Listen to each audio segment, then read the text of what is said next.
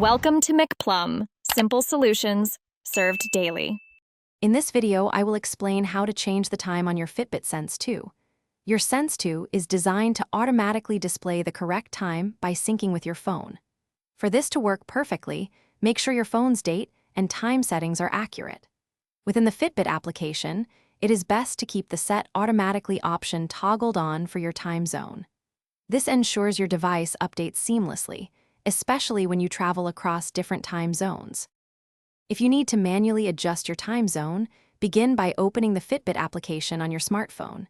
Tap on your profile picture, usually located in the top left corner, to access your account details.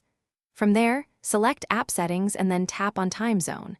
You will see an option to set automatically. Toggle this off. Now, you can scroll through the list and select the specific time zone you wish your Sense 2 to follow. Once you have made any changes to your time zone settings within the Fitbit app, it is crucial to sync your Sense 2.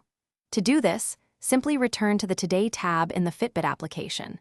Then, gently pull down on the screen from the top. This action forces a manual synchronization between your phone and your Sense 2.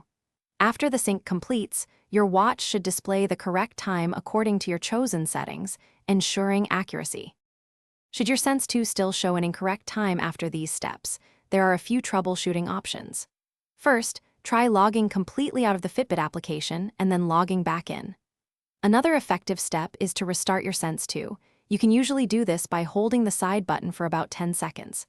As a last resort, you might try setting your time zone to an entirely different one, syncing, then switching back to your correct time zone and syncing once more.